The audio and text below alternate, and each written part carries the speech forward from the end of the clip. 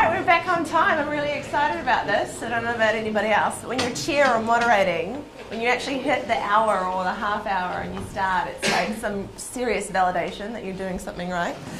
But the next item on our agenda is a panel discussion on the future of AgTech in New Zealand, which maps key themes behind Farming 2020. And the biggest question being framed by this event is just how digital technology is going to impact farming process over the coming years. Also how major New Zealand agribusinesses can support the country's emerging startup and early stage AgTech sector. So we have curated a panel of 4 thought leaders in this space, in which I would like to introduce each, much to, I'm sure, their discomfort. As they sort of sit here, I'll go along the line, but actually, where are we? So, Mark, let's start with Mark. I'll do it in this order, because this is the way I've created it here. Mark Harris was a research engineer at Ag Research for a number of years before joining Gallagher as their global marketing manager. And specifically within the animal management division. You are a self-confessed farmer. Yep. And he brings a rare mix of high technical competency and global market strategy with grassroots experience to the panel. So welcome, Mark. Thank you for being here. Now, Richard. Richard Spelman is our second panellist with a rich history of agricultural science, genetics and genomics, providing a depth to his role as Chief Scientist at LIC. And I'm certainly interested in hearing your unique spin on things to the panel, so thank you for joining us. Andrew. All right, our third panellist is Andrew Cooke. He is founder and CEO of Rezare Systems. Now, Rezare Systems is a software development and consulting company focused on adding value to the primary sector, predominantly in agriculture. So what I find fascinating about Andrew's progression to date is he's taken his skill in computer science and information technology and applied that to not only the company's ag research, but also a stint in rural internet access and deployment, and now with solving really big problems within the primary sector through technology applications. And so I think at no point in history has being able to understand and curate information and innovation being such an important skill as we're seeing today. So our fourth and final panellist, Rob Ford, is General Manager of Innovation and Technology at Landcorp. So Rob has enjoyed a diverse leadership history at Data International, Solution Dynamics, LIC, and now Landcorp. And it seems you're very experienced in agribusiness automation, information management, and innovation. And I'm also very interested to hear how your spin on the following questions are going to unfold in the next sort of 30 to 40 minutes or so. So thank you so much for all being on this panel. So I'm going to start asking some questions, and I want to sort of throw it out to you guys, and whoever has inspiration, I'd love you to sort of put your hand up and go, all right, I'm ready to tackle this question. Andrew, you've done a AgTech panel like this with me chairing a couple of months ago, so you might have a bit of a heads up. So you might want to take lead while these guys mull about the question, but I'll leave it up to you to decide. So the first question I have is, can you talk about any current initiatives that you're undertaking each at your companies in the AgTech space, and how this might impact the future of farming in the general New Zealand agricultural sector? Sounds good. Well, I can. Yeah. You start. The farming environment is getting much more complex. So for the farmer I'm talking about, there's heaps more rules coming. They're really being required to shift the way they operate, and so there's a lot more complexity.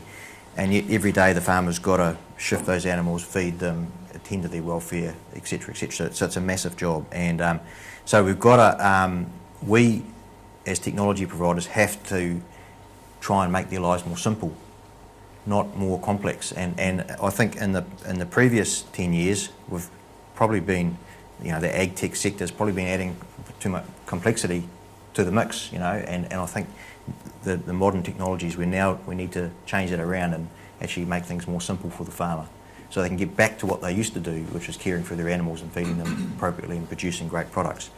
And so we're launching at the moment a new range of products, and I'm actually working with Andrew's company as well in doing that to try and make things more simple on farm. So we're just about to launch a new touchscreen weighing product that makes animal recording a bit like working a GPS in your car.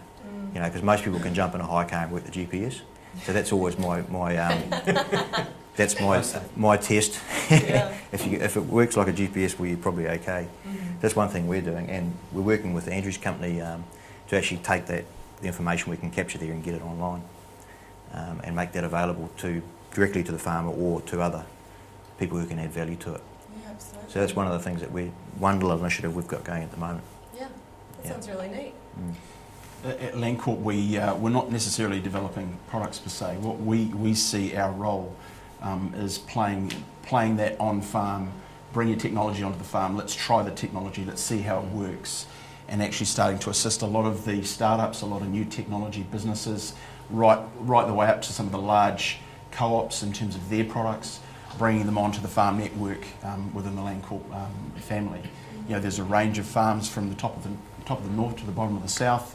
140 farms in the network, so there's some great variety of farming systems and farming types that can be used to trial a lot of those technologies. And at the moment, we've got quite a robust range of different technologies, from some very small inline technologies that are changing the characteristics of the wash system, right up through to software products and such like. And it's sitting in the position that we are, we just see so much going on in the industry.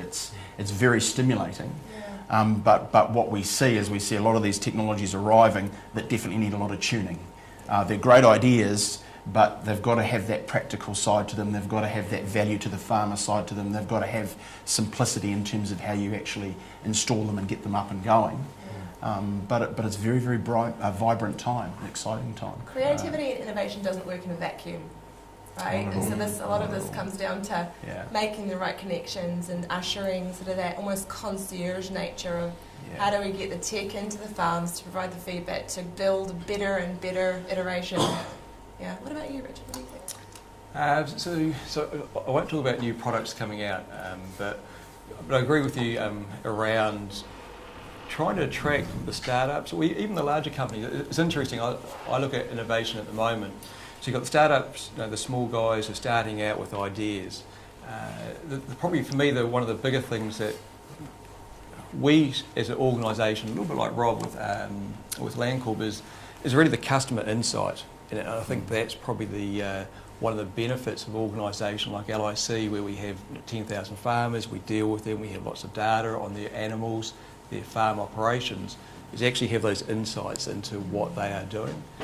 And so it works kind of for both, the startups are coming along who have some insights, maybe it's very narrow, and then can actually, like Rob saying, test those insights with us across a broader range of farmers. And also the thing I'm seeing at the moment is also these bigger organisations, the Microsoft, Hitachi, IBM, etc., who are developing these generic, in some respects, generic technologies, but don't actually have that touch point.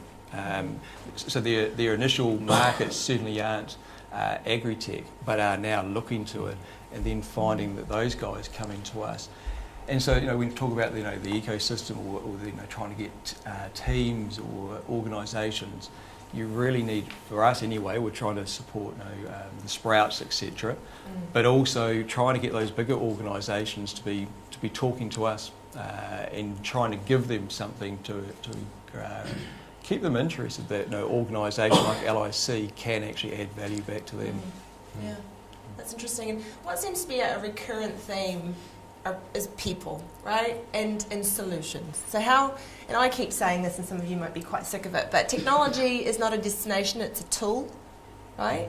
It's a tool for humans, for people, to be able to achieve more by utilising technology as a mechanism to do so, right? And I empathise about the issue with some of these bigger companies throwing kind of solutions at it and hoping it sticks. When in reality, you need to say, well, actually, no, what's the problem, right?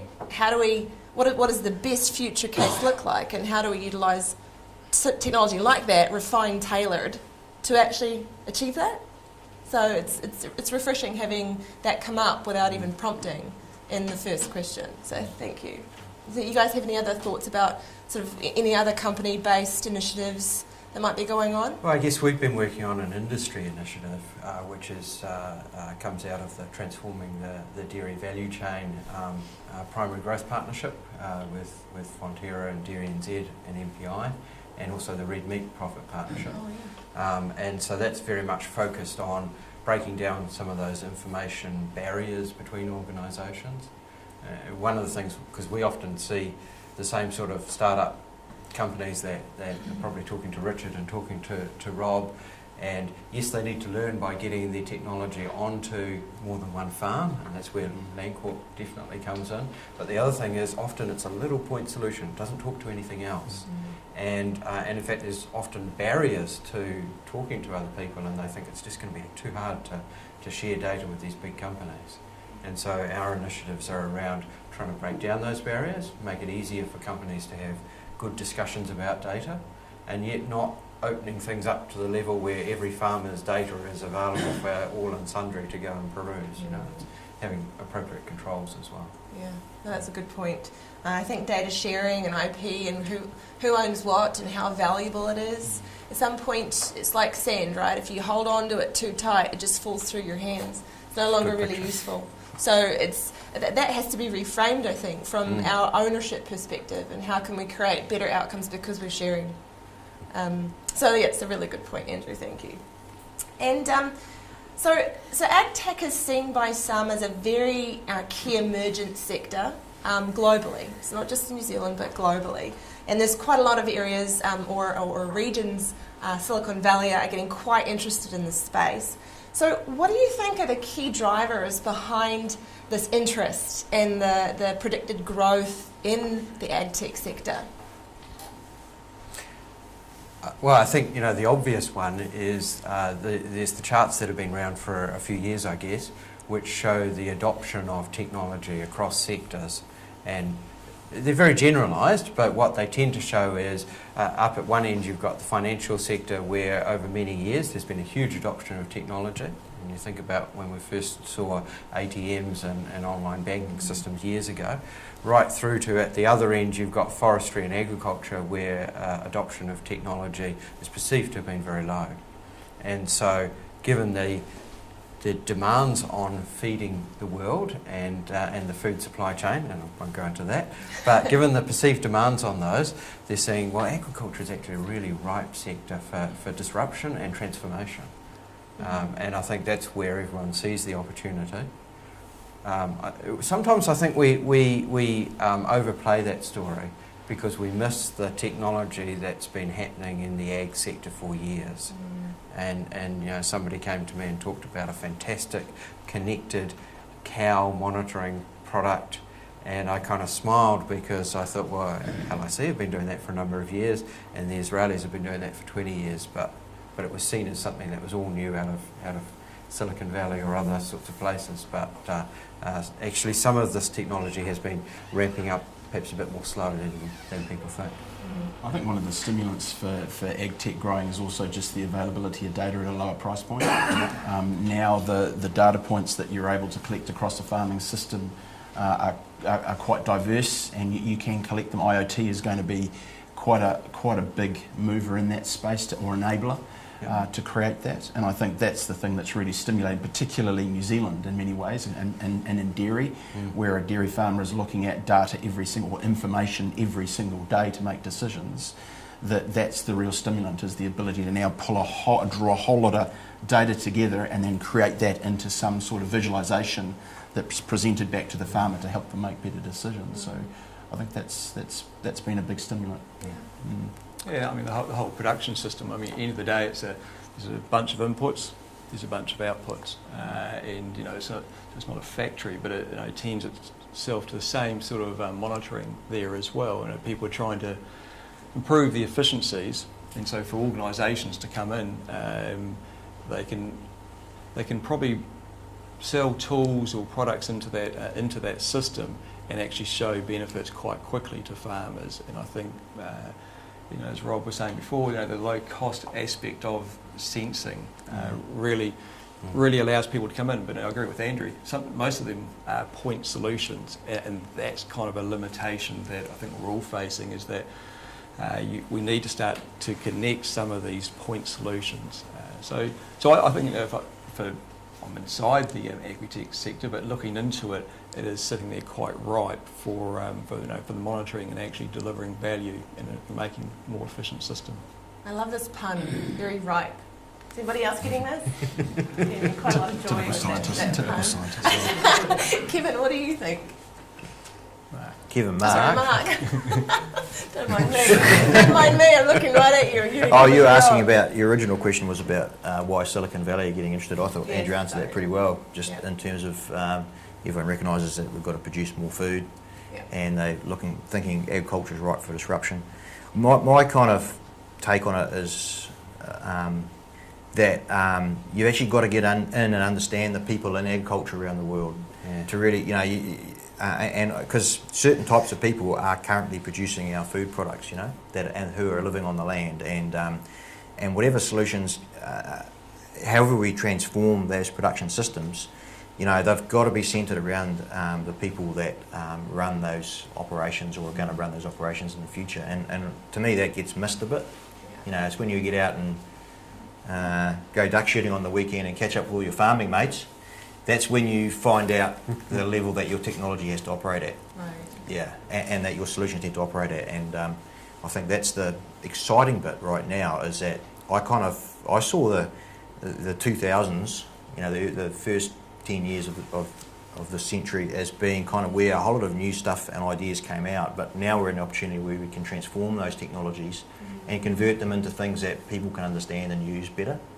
And I think that the smartphone, you look at the change in the way we behave and interact with iPads and smartphones now. The social changes that are happening, they're happening so fast we don't even know where they're going to end up. And how it's going to affect how people interact with each other and with their land. So it's a cool time. There is a lot of change happening, but it's got to be focused on people. And that's the bit that we're all that it's easy to forget about. So I think it's great that Silicon Valley are focusing on AgTech, and that's wonderful. That's great. But New Zealand's in a fantastic position. As Mark says, when you travel the world, and Andrew and I were just in Australia a few months back, looking at the meat and lamb industry in Australia and seeing what they're up to in terms of a digitisation strategy for their industry. New Zealand's in a unique position where all this data we have actually got. A lot of those countries don't have a lot of the data silos and collecting data like New Zealand has. And so, in many ways, yes, Silicon Valley, but I say bugger Silicon Valley, actually. I say New Zealand, step up, because this is a really good opportunity for us to actually get into those data mountains and actually start creating something quite special, not only for our country, but also for the world. And data is so important to our industry sector at the moment, with the volatility that's happening right across milk, lamb, beef, and so on. So those insights are important for us.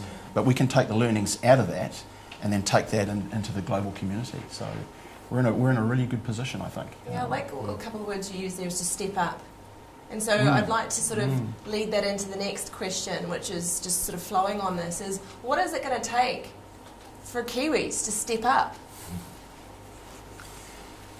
So a personal crusade is definitely is getting rid of the data silos and getting the larger entities to start to play much more closely together. I think it's a great initiative that LIC and Fonterra are doing with Aggregate and trying to create that platform. The guys have done a great job there. Same in the beef sheep sector with Farm IQ. But there still exists today a lot of data mountains and a lot of large entities trying to corral and keep a hold of that data. And what we've got to get over ourselves is that there's abilities to bring a lot of that data together. Yes, companies can still keep this area of demarcation and area of speciality, but start to come together and start to move that data around. And I think initiatives that you're doing, particularly with moving data, is really critical because we can leverage that. If we don't, I think there's a missed opportunity. And the Australians are looking at similar things that we've already developed that we're already doing. Yep. They're way behind, but they'll catch us because in actual fact, they are coming together as a community and as an entity, as a country, not as individual bodies. It's And you go, Andrew. Well, I was going to say the other thing that they will do, Rob, is they will throw money at it, Yeah. and we have had a tradition of doing everything on the absolute minimum that we can, and also keeping our scale small to what we think is kind of manageable and we can manage it. And so we build businesses targeting not all the farmers in New Zealand, but the 10,000 dairy farmers, and then we actually say, but actually we're going to create this product so it actually addresses just the top 10% of those 10,000 dairy farmers, and we wonder why we maybe don't build a business that scales, because we're targeting an audience of 1,000 people. And I think we need to start to look bigger. The technologies we're developing in New Zealand are applicable globally, not in exactly the way we've used them in New Zealand necessarily. And that's going to require capital, and it's going to require a bigger vision and getting out of our comfort zone. Yeah, I just want to iterate actually before we continue. And Mark, I know you're coffee for the name brain thing. But anyway, what I was actually wanting to say is with Kevin, with what he talked about, is that we're too small to be funding so many little companies. Yeah. Like, we don't have necessarily the capital to keep doing that. And so we bring up a kind of an interesting point that we have potentially so many interesting things going on that if we actually collaborate or even merge, right, to let go of what we may think is our baby, like a small little company that's doing really, really well, if we actually say, you know what, we'll be so much more impactful if we actually merge, if we work together and actually have one company rather than 5, to go for those bigger funds, right? I mean, is that, when we think about stepping up, is that a part of the puzzle? I think it probably is. I mean, we have people approaching us all the time, but one of the biggest things, a lot of people who have the ideas, who've got great ideas, they kind of think if they get the idea and then they get a product, and then they make a product, that the job's done and that the customers will come and find them. That doesn't happen. And our first speaker today, the ASB man, was talking about the farmer relying on trusted advisors, you know, and that's so true. And that's why it relates to my comment on Silicon Valley as well. If you look around, farmers have a network of people they put around them that they trust to advise them and help them. That might be their banker and their agronomist and, you know, their genetics person, etc. I think that these companies, you know, startups should be looking if their idea, you know, where they can tap into and use other people's resources that are around that are there that are already doing it. Because New Zealand's AgTech space is actually quite substantial. I can't believe we're saying that it's small and emerging. Well, we've been doing it for about 80 years in 2 years' time, and there's a number of other companies as well. There's, you know, so. I think we're going pretty well, and that we can go better by tapping into what's already existing. Yeah, Richard, what are your thoughts? I wouldn't want to come back to Rob's one about data sharing. I mean, so it's one, you know, I know Andrew's through Rezare, you know, trying to link data, and so it's one as an organisation, it's a commercial organisation that has a reasonable amount of data, you know, we've collected over a number of years. And we have done something with Fonterra, with Aggregate. But it's really around, I mean, so organisations, so yes, there's lots of value in there, but any amount of sharing still has to be on a commercial basis. And then I think, the idealistic point of view is we should share the data to the whole wide industry and let those who come in and innovate off that. But it's, in some respects, that's naive. I mean, it has to, I mean, the value is certainly in the data, but the extra value will certainly come from collaborating with those who have got it. But it has to be on a commercial basis, and I think that's what we still struggle with. So organisations that value it very highly, and then others who say, well, data should be shared across the sector. And it reminds me, I mean, my background is in predominantly is in DNA technology, and certainly back 15 years ago, it was all about the IP. Who had the IP was in the strength, and now it's moved on. So now the IP is very secondary, it's how you commercialise it. And that's, I expect from a data perspective, we will follow in the information technology, that we'll follow a similar thing that in probably 5 or 10 years' time, we will also get to the same sort of realisation. And that may be because there's a lot more data generated than there is now. So our data pools that we have now could be quite small compared to what we generate in 5 or 10 years' time, just like DNA was. I mean, you had a bunch of animals genotype, now you have hundreds of thousands because technology's moved. So it will take a while though, and I think at the moment with the Fonterra thing, we have started doing something. It'll continue, and I think. So my prediction is 5 or 10 years' time we'll look back and say that we were too precious at the time.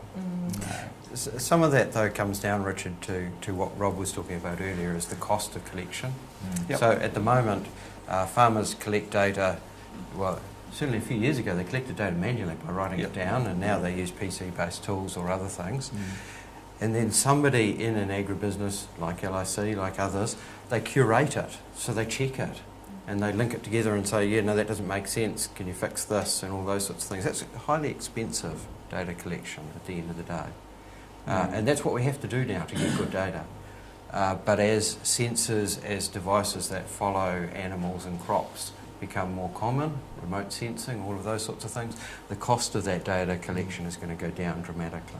And I think that's where we'll be less precious about our data as well. Also the cost of, not just the cost of the collection, it's the cost of individual organisations to actually to build compatibility with one another. And we've found this, you're providing a farmer a certain service, and then to integrate to your piece of technology, another service provider to the farmer has to integrate to your equipment to help the data combine. Well, there's new and better ways of doing that now, so we should be able to get compatibility and get companies to connect more quickly, notwithstanding that it's a totally different issue to what Richard was talking about, but it's related. The cost of compatibility is coming down because of new technology platforms that are there to do it, to connect on. So it's kind of generation 2. In my head I call it generation 2. We're there now. Generation 1 was cool, we could collect most of the stuff, but it was hard. Now we can actually collect stuff and make it easy for the farmer and provide it to others much more easily. I think one of the challenges though is that as a farmer, when you see, particularly in Landcorp's case, the ability of the span of data that's able to collect, and then we're working on a project with Gallagher, just starting it off actually at this moment in time, about trying to get into more of a predictive space, not today back but today forward. And when you see, and we're privileged that we can collect that amount of data, and I'm sure the Gallagher team will create some fantastic insights for us and our business. But then the challenge is, how do you make that available to all New Zealand farmers? And I think that's where the challenges come in terms of the silos and the movement of data, is if that's actually creating a value point for New Zealand farming that's taking them forward, where are the roadblocks that are sitting within some of those data silos to actually create this value for New Zealand? Because it's actually about NZ Inc. It's about moving the country forward. So how do we do that?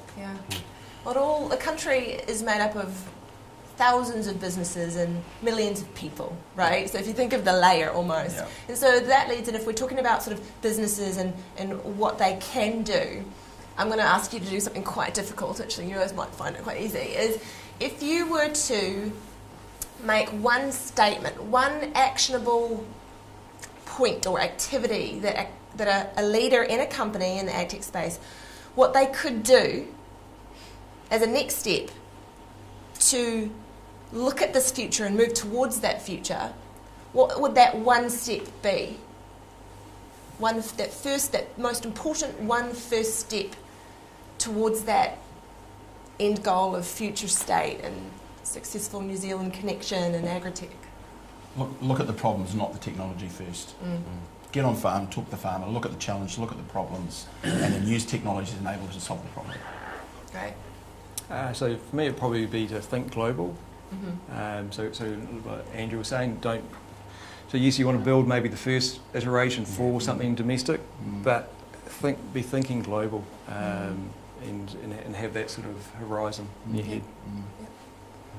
I'd say have a vision for what farming is going to look like in 10 years' time. Build the vision and sell it. By working with farmers, right? Yes, with thought-leading farmers. Yeah. I love that specific clarity. Like you. Thought leader farmers. Like you. Yeah. How about you, Andrew? Yeah, well, and to, I guess, finish that thought, you know, you're not going to look at the farmer who's going to tell you you need a faster horse. Right. Yeah. Look, I endorse what Richard said, but I think, again, we need to look at our potential customers, and that's not just our customers that are the farmers. We need to look at their customers and their customers and really understand what they're trying to achieve, because that way we can line up everything that we do to deliver right through. As you think about where the value is going to be, the value for New Zealand farmers in our increasingly challenging, competitive world is going to be delivering the premium products that their customers need.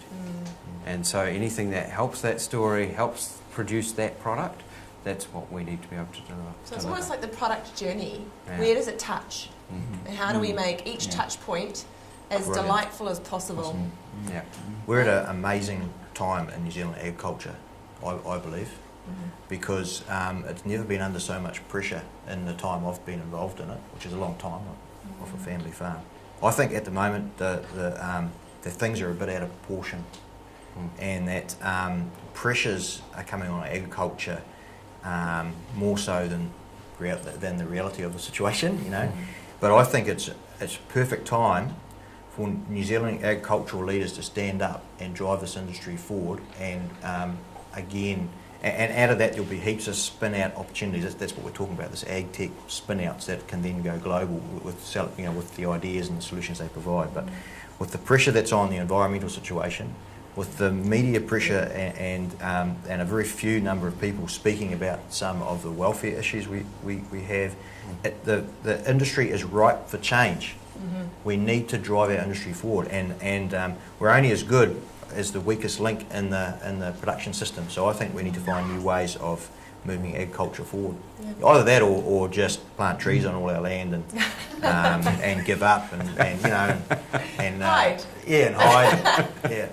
Maybe stop driving. Maybe we can buy some really, cheap cars, second-hand cars out of another country and all that in the future and give up. Yeah. But the other alternative is to move our industry forward in a big way. And I'm quite passionate about it because I've also wear a farming hat, and we absolutely need to drive some change over the next 10 years.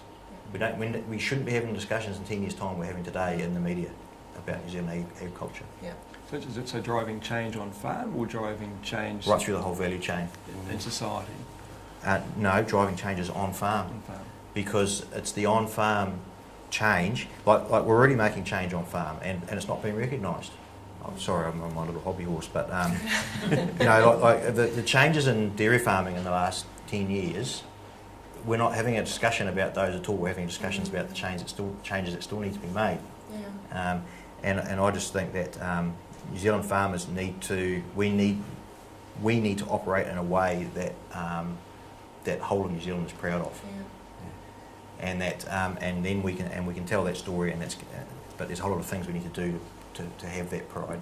I'm really proud of what we do as a country, but we're getting challenged in a few areas, and we need to tidy those up quick, smart.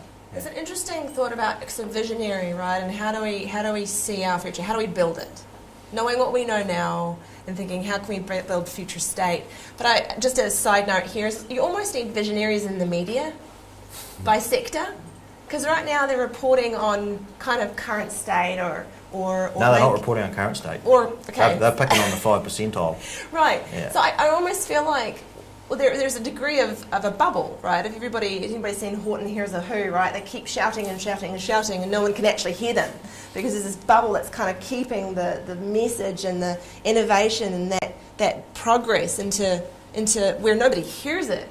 And sometimes I feel like almost the media is our own worst enemy because they don't necessarily create a vision for us and work with the thought leaders in the space to kind of to better show the story, right?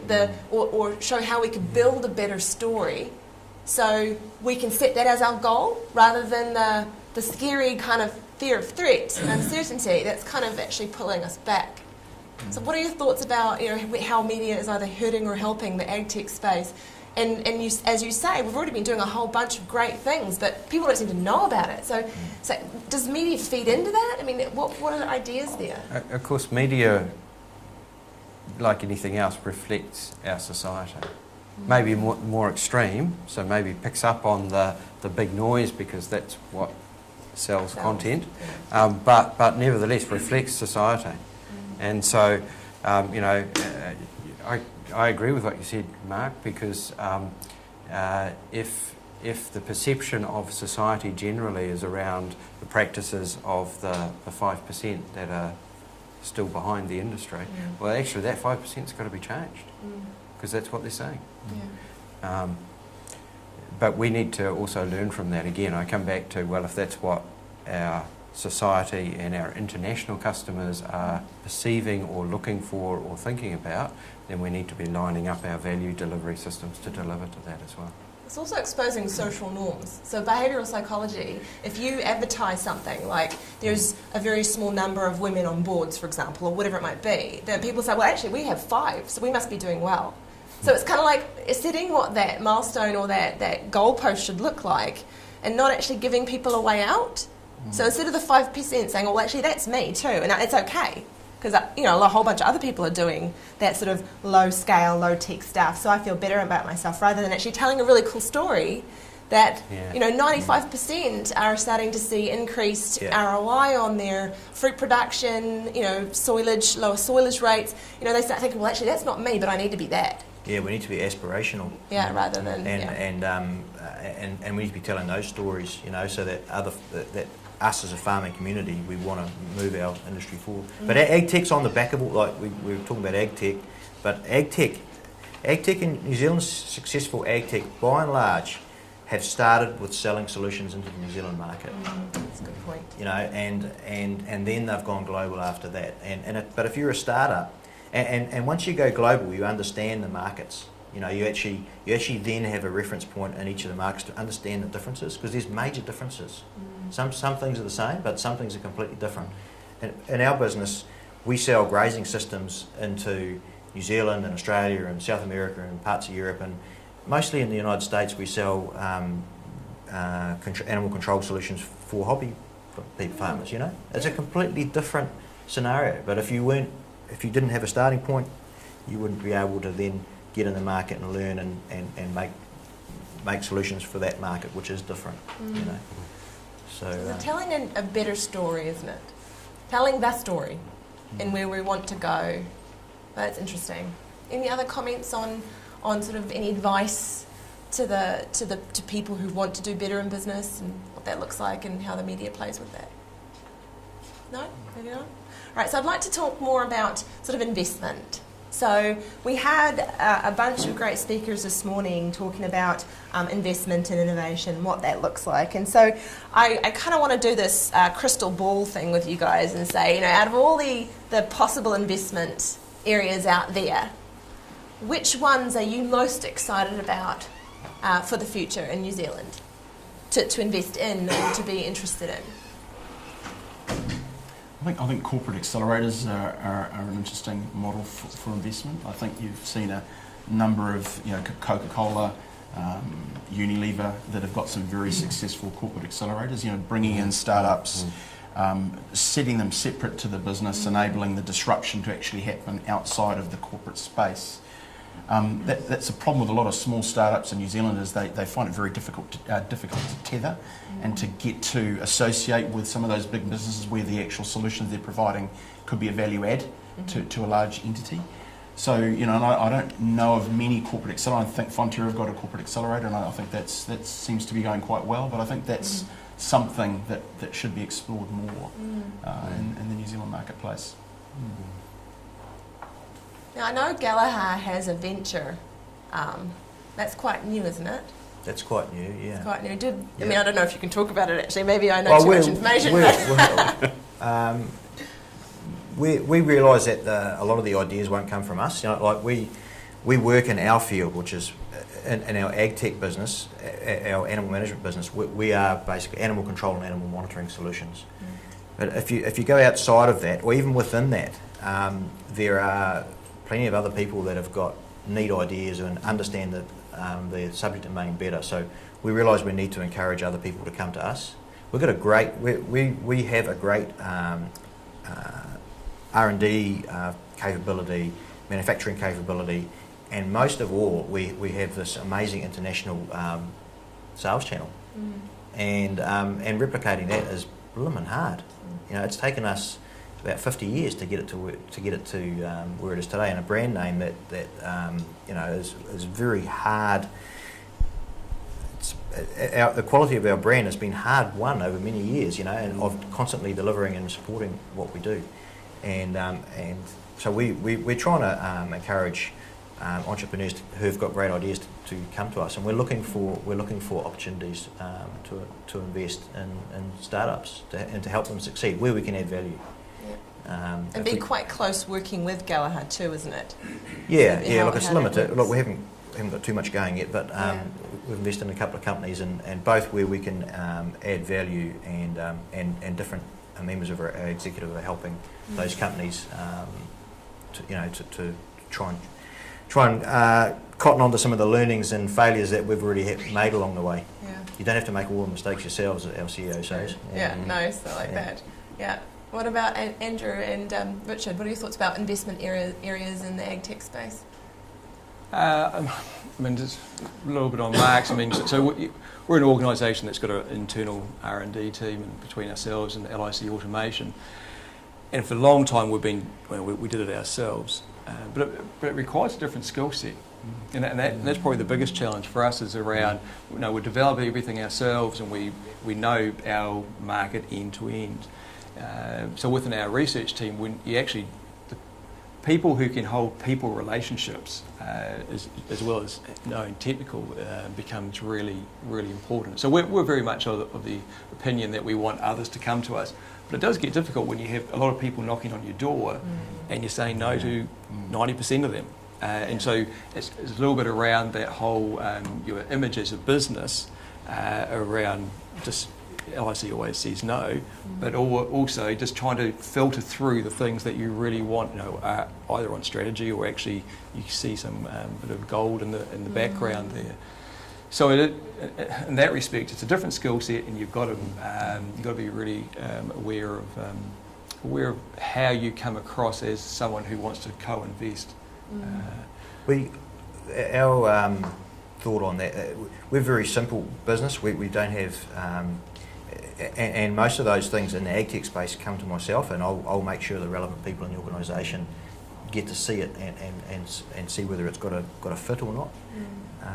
But I like to think, whether it's true or not, I like to think that people that the 90% that don't, you know, that we don't form any partnership with, that they actually learn something and gain value from that anyway, because we're used to asking questions that hopefully will help crystallise whether or not they really understand whether they've got a value proposition. You know, and at the end of the day, that's what it comes down to is everyone's got great ideas, but is it really going to have that 5 times or 10 times payback for the customer? It's almost where, I know Hemi was talking about an honest brokerage, right? There's almost that point where there's so much innovation and only so many corporates that could potentially support or plug into it, that it's hard to field all of the inquiries to find the diamond in the rough. So is there a future therefore in more honest brokerages between startups or investors and those companies in which to invest in or work with? You see that a little bit with some of the pre-accelerator type programs where effectively people are coming to them with ideas, and as they're looking for people to take into the accelerator program, they're also helping those people with ideas shape up their ideas, go yes, no, actually you need to talk to this person, some of those sorts of things. I think my observation, and we often end up doing contract R&D or contract product development and service development for people, and is that there's a lack of what I would call innovation management capability in a lot of New Zealand companies. So small startups, you completely understand that. They're 1 or 2 person businesses. They're trying to wear all the hats, and often they're not necessarily well connected in the industry.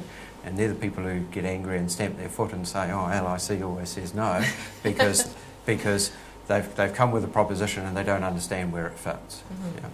But you also see established businesses, quite large businesses, they've got all the things that they need to take it to market, but they haven't got the innovation management capability necessarily. And so I think there's an opportunity for that people talk about smart capital. So capital that brings with it those skills, that experience, the ability to help people find where their product or service fits. I think we need some more of that. Yeah, it's interesting. Yeah. It's an interesting point. Yeah, thank you. And I actually want to shift this a little bit about a word I'm starting to dislike quite a lot, and that's disruption. Right? So the elephant in the room with a horrible name. And it's about things like we see in the news, like 3D printing food or automation, in which it is providing a disruptive platform to what we know as traditional agribusiness or AgTech, right? Or I guess agriculture. And so I want your thoughts on what risk that plays in this game with disrupting what we think is the current norm, whether it disrupts too quickly for us to kind of keep up with. And I just would love your thoughts and perhaps guidance or inner compass on what that means for New Zealand and how we could potentially play that game. No, I suppose it is quite a frightening thought, when you actually look at a lot of applications that have been developed and are commercial and are out there now.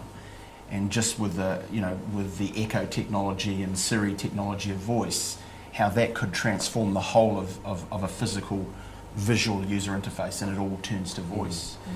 And how do you react and respond to that quickly enough with your products and your services if you are international? So it does become quite mind-bending when those problems do get thrown at you. I think the thing that's probably of interest the most at the moment is the whole disintermediation model, and that's really shaking things up in a number of different spaces.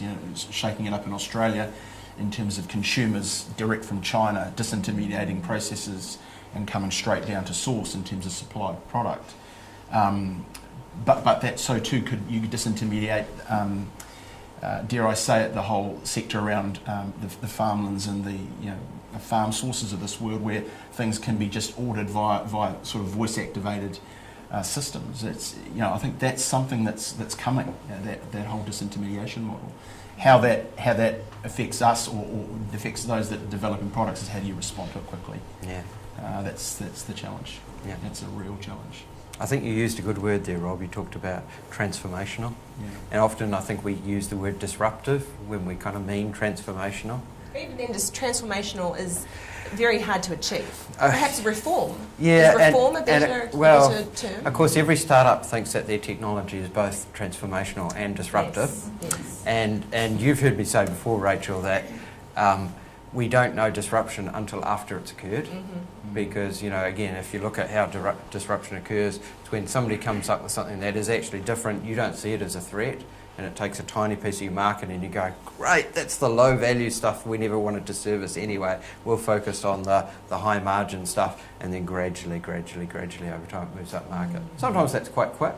A friend of mine worked in the printing industry, and he said within 3 years, print shops, particularly localised print shops, went from big operations with big printers doing interesting stuff to they didn't even have time to replace some of their stuff with digital print before it was gone. And so that was very rapid disruption. And that's there are some people who believe that could happen in some of the food system areas. I'm not sure it will be that rapid, but there is opportunity for disruption.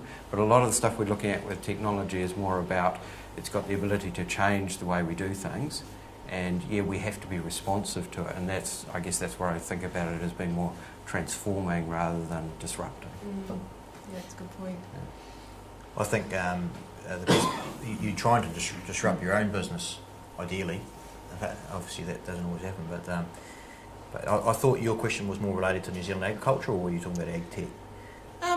Agriculture and what technology as applied to agriculture, what risk that plays. So for example, if we get more 3D printed food, Does that mean that we no longer need to get kiwi fruit from Tauranga and export them over to China because they can actually have a 3D Printed kiwi kiwi fruit printer, right?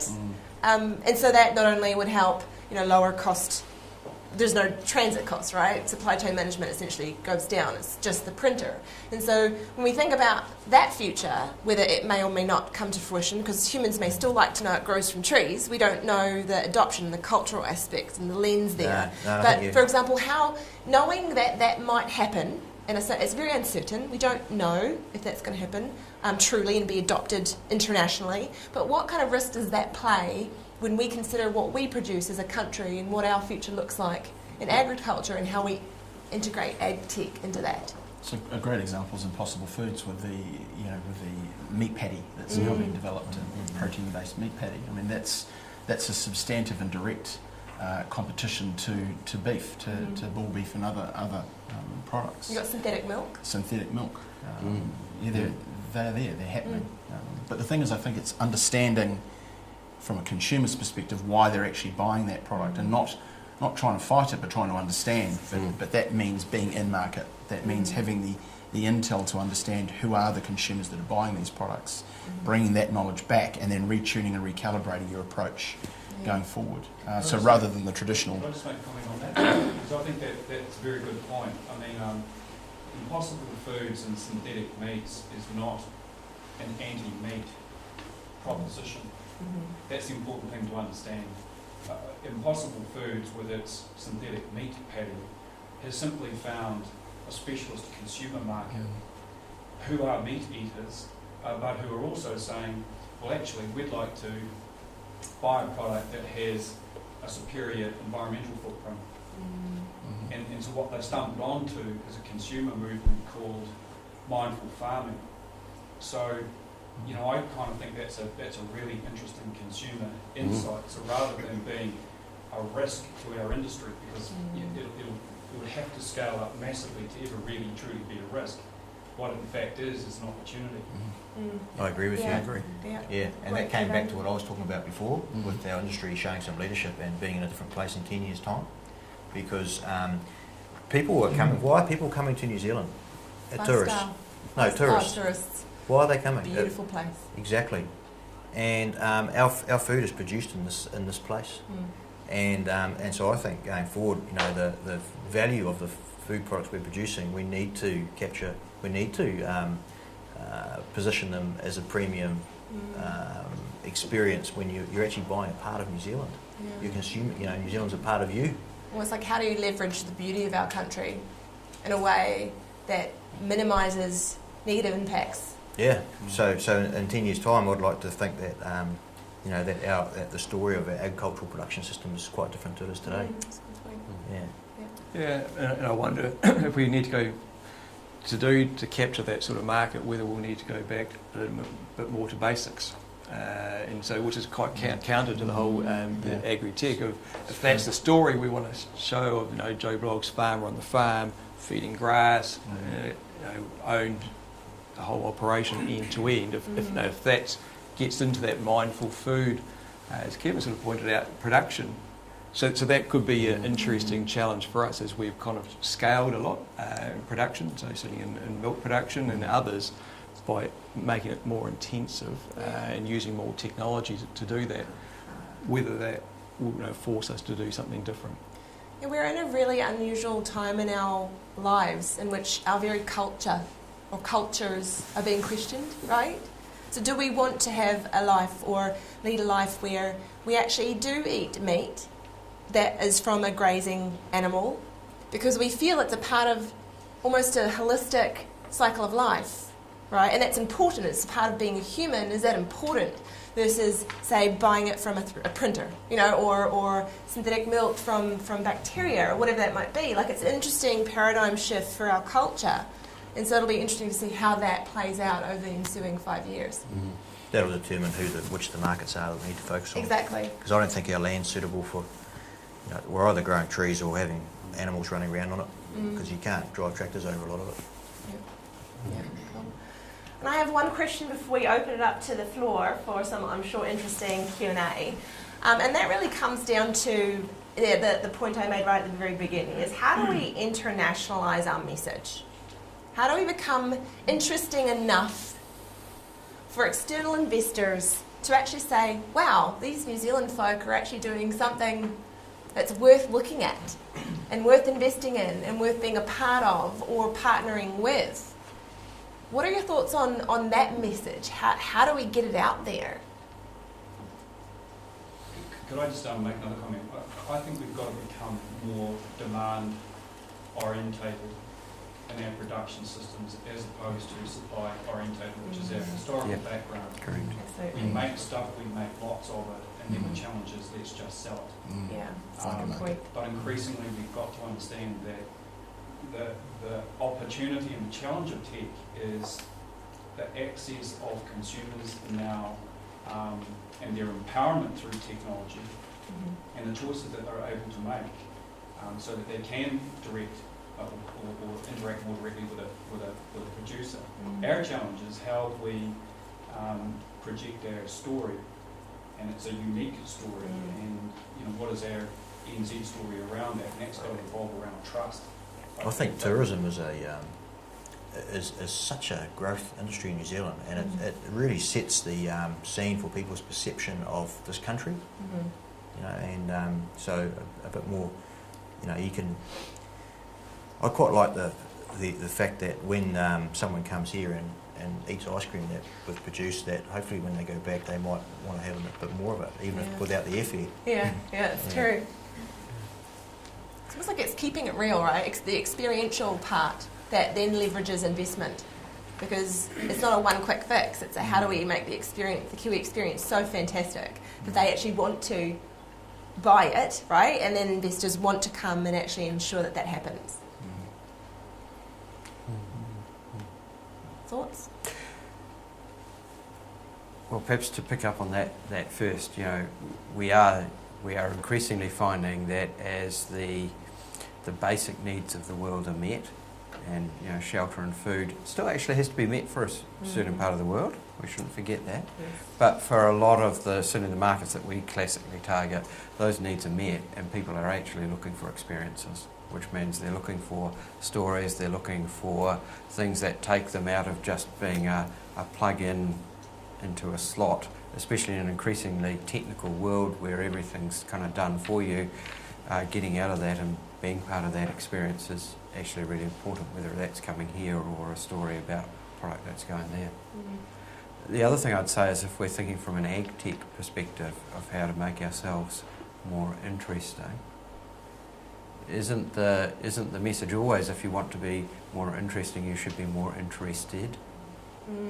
So again, looking more globally, being more connected, and people will naturally see that what we're doing can be applicable to a broader set of needs. Any other comments? Thoughts? All right, well, thank you for that. I know you guys are kind of in the spotlight, literally and figuratively. I would love to open it up to the floor for 5-10 minutes, so maybe 2 or 3 questions. Yeah, so. Sure, yeah. So through this, there's been some kind of mind-bending stuff that's been spoken about. Traditionally, farmers have been quite slow at adopting new technologies. Talked about 5 to 7 year adoption cycles for some farmers. Do we risk disenfranchising the farmers through this if we are innovating faster than they can adopt the innovations? So I don't know if I agree that farmers are the slow adopters. I've seen a number of technologies. So you use the example of LIC, who rolled out a new technology around DNA evaluating genetics. Farmers, first year, 30% of our sales were with that product. So I think a lot of it comes back to trust. So and I missed the first talk, but I did hear it's about trusted advisors, and we talk about that in our business as well. If you identify who the trusted advisors are for whatever product you're selling or whatever part of the farming system, farmers will adopt, but quite quickly. So I know some technologies take a while to get off, but if you've got trust if you've got someone who they trust, who actually sees the value and will expound the value, then farmers will pick it up. Yeah, I agree. I think it's about the value proposition and the quality of it. Yeah. Because it's like your short gestation product you launch, you know. Yeah. If it's a simple value proposition that farmers, that you as the marketer can communicate effectively, then farmers will adopt. If the value proposition is a bit weak or it's a bit scary, and that's about repackaging something in a way that is easier for farmers to handle. So I guess picking up on that, some of the stuff that we've been talking about is quite scary for farmers, right? So that's, I get the point on it. If it's a simple, incremental change, great, the adoption will be quick. But if it's kind of these disruptive changes, do we risk losing farmers in that process? There's always a risk, but again, you've mentioned some of those key drivers already. So when we go and do design thinking, empathy visits, and those sorts of things with farmers, to me there's three big things that come out. Is they are looking for a value proposition, and some of the stuff that we've been talking about for a number of years, we've been saying to farmers, you should do this, you should do this. They don't do it. Why don't they do it? Because there's no value proposition.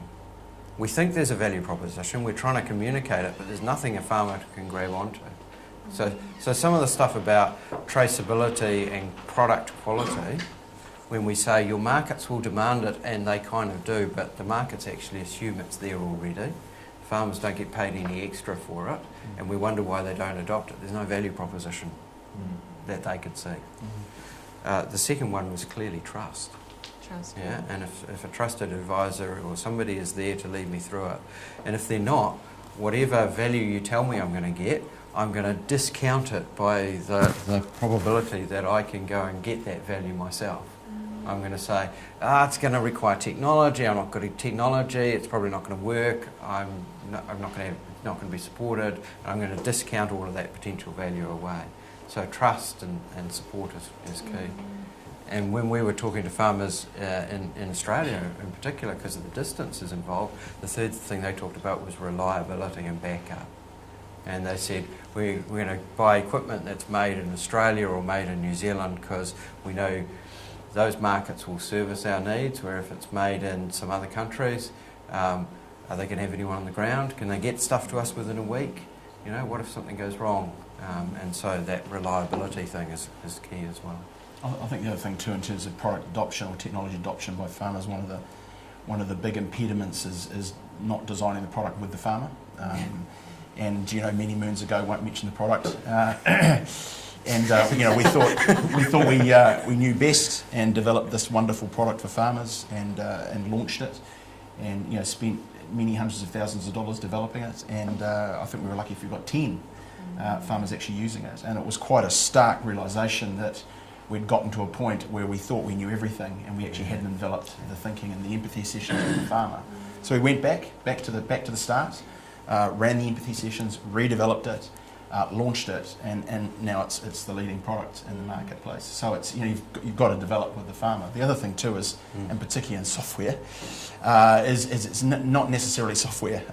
There's a whole lot of other things that are impediments. And I know that working across the Landcorp network with all the farmers is, rural connectivity is still poor, even though the RBI has delivered a framework, it's not being adopted, not being used. Training, support, machines and equipment, making sure they're running it on the right machine. All these things are impediments, and it's you need to get the whole package together to really help and boost and unlock the value that's sitting in the software application. So we've gone on a substantive program of investing quite a sizable amount in getting direct microwave link and a fibre backbone across all 140 farms. So they'll all have 10 meg links, and so they'll have lightning boxes running on all their farms, and all the farms run software as a service for all the applications that they're using. And it's been interesting to watch the rollout of some of those when you actually start to get the impediments and the peripheral things that can really hamstring it sorted, how it just goes so well on farm. It just, the teams adopt it bloody well. So The important point seems very much co-creation, right? big time. And actually support of the journey, the customer journey. Yeah.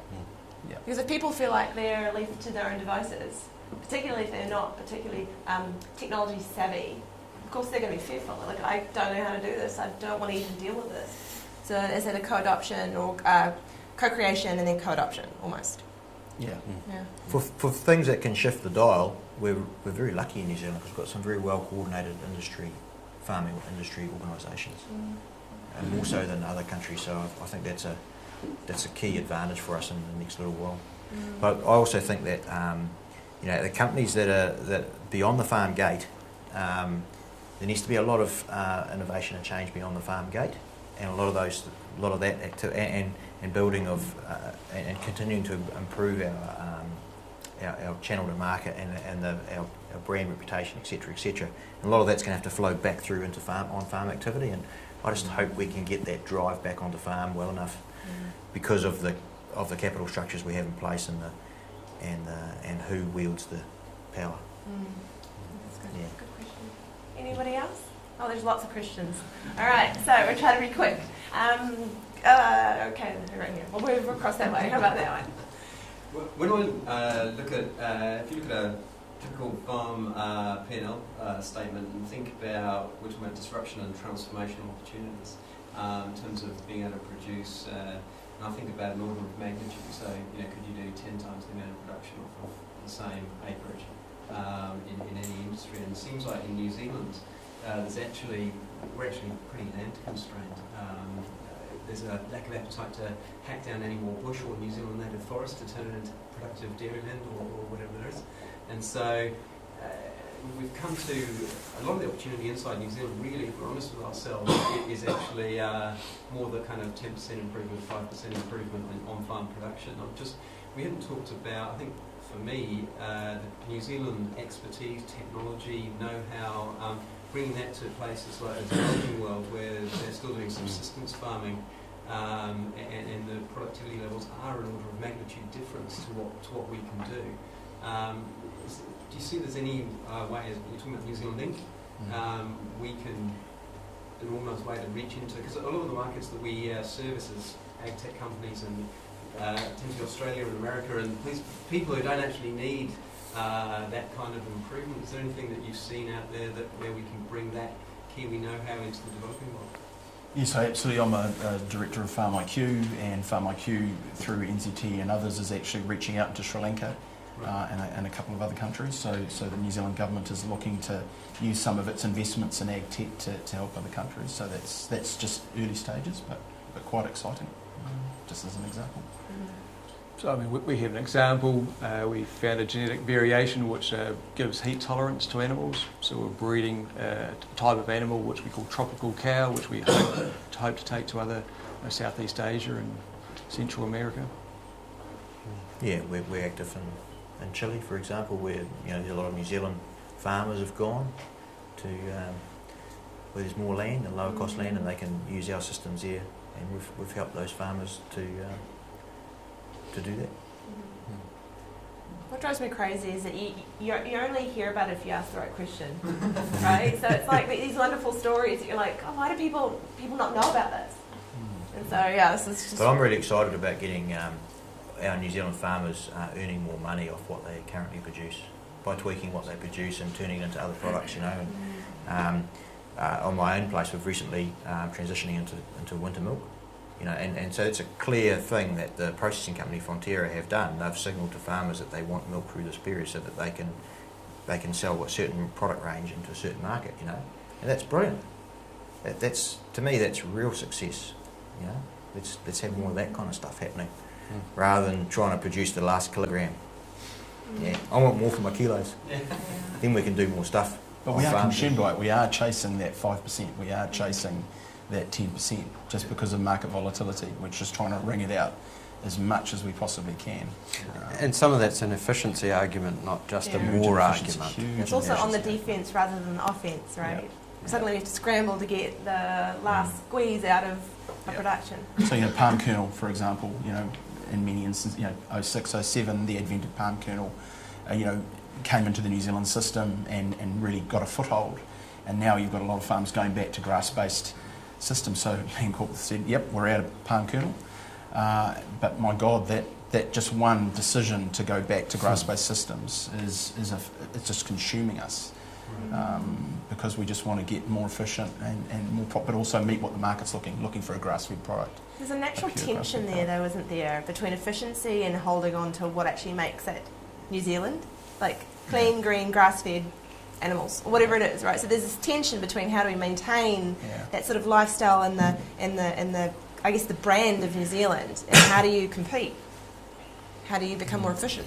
Yeah, well, I think farm assurance schemes have got to become much stronger and be processor led, because based around the brands and the products that they're trying to create. So I actually think, like in most businesses, we have we have a maturity model inside our business where we can say, right, that part of our business, it's at a level 2. On a scale of 1 to 5, it's on a level 2, you know, compared to world class. What's world class? So how many farmers actually, how many of our farmers actually know where they are at relative to the best performing farmers in this country or another country on each area of their production system on farm? You know, and I personally think there's a huge opportunity there to lift what we do in this country.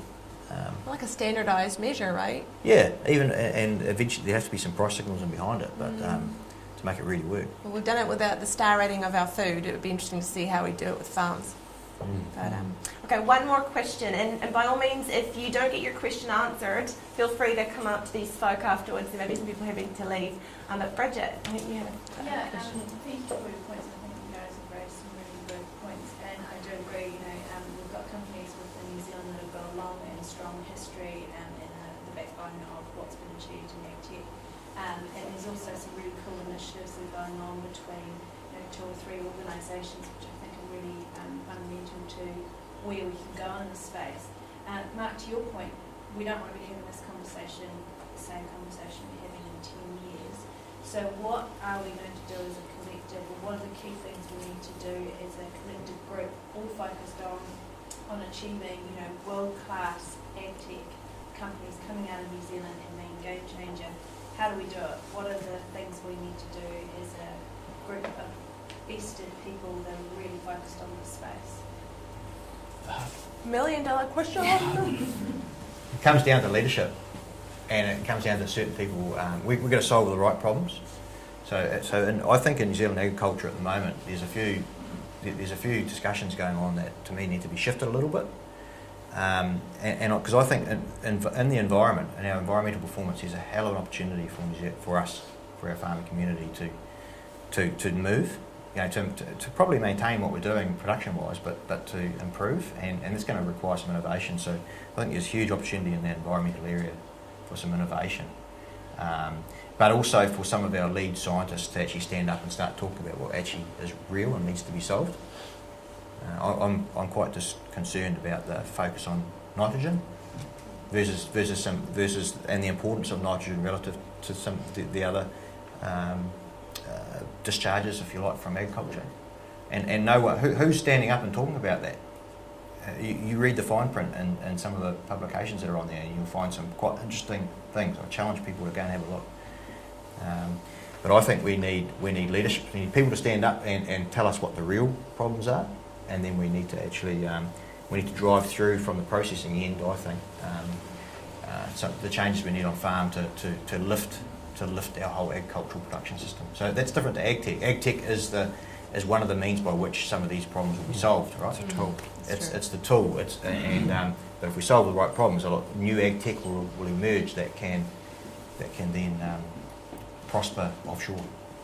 Maybe, an answer to that question, maybe Tono is a vehicle that can be looked at to pose that question to, and to use those 5 cohorts of executives that have gone up to Silicon Valley to really, because they've all come away with singular challenges at the end of the Tono sessions. They're all given, what are you going to do? What are you going to do?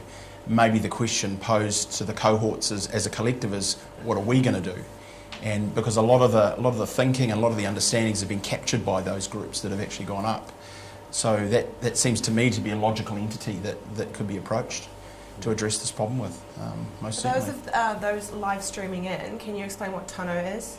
So Tohono is an organisation that has cohorts that go up to Silicon Valley, doing a whole lot of design thinking and insight work across a number of and a range of different topics, but very much focused on agriculture. Okay.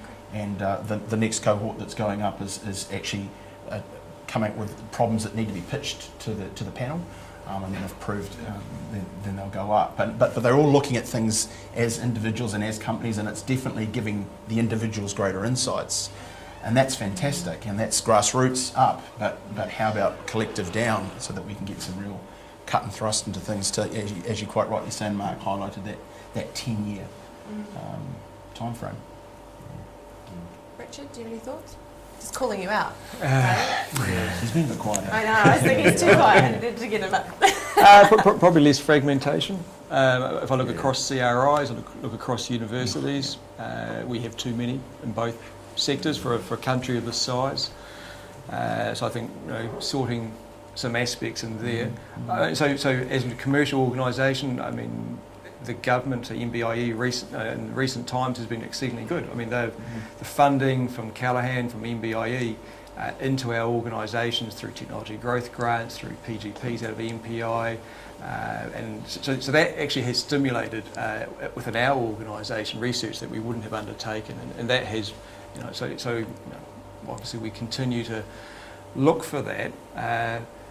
But I think, Mark, at the moment we've got many different organisations, many different voices, and trying to bring that together is the challenge. And so who is the natural leader, and of that, which organisation, which person, and we are lacking that at the moment. I mean, and possibly that's because if you put your head up, you'll get whacked, and that's.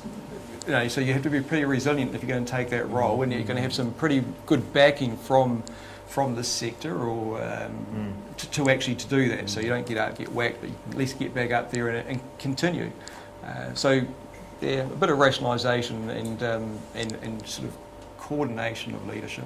Now, is there a sense of maturity required too, where if there is an organisation that does step above, the parapet, and actually says, we think there is a problem here, we want to create greater cohesion, we want to create a longer term vision, so we're not having this conversation in 5 years. I mean, do you think the industry is mature enough to say, okay, we may not agree with everything you say, as, say, an organisation doing that, but there's enough impetus to say, all right, we need to start somewhere, and we can't just do nothing, which I'm just quoting somebody, one of the previous speakers' quotes. I mean, do you think there's enough maturity here to be able to say, there is a leader needed, okay, we're on the right trajectory?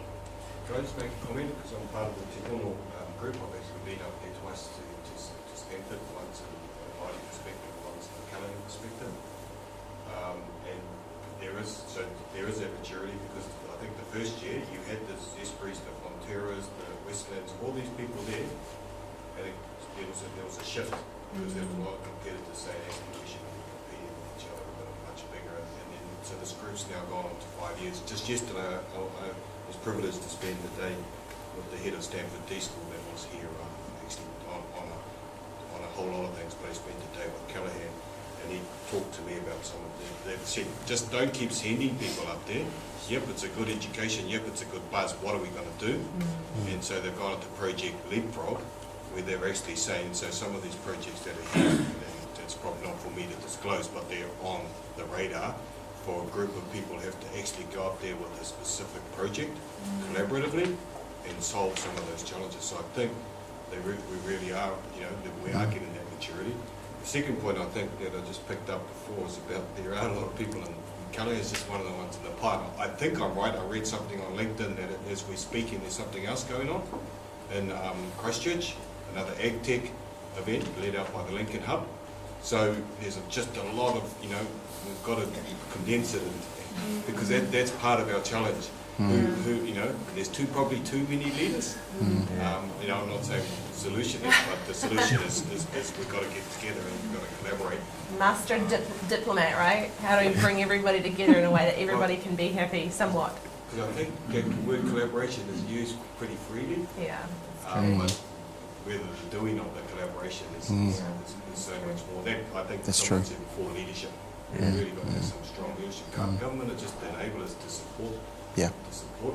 Once I'll come out of the private sector, I'll go on the government. Once you get government leading us, we are in trouble. We are. We've got to be the enablers, the supporters. We've got to have leaders and say we can get behind this group. Good point, Henry. It takes bravery. Yeah, it does, and thank you, Bridget, for bringing it up.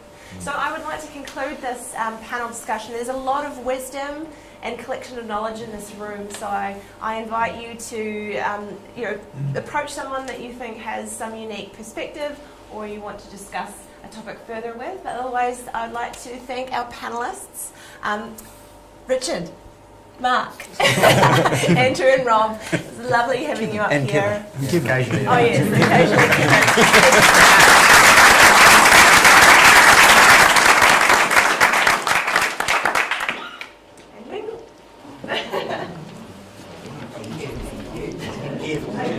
All my emails.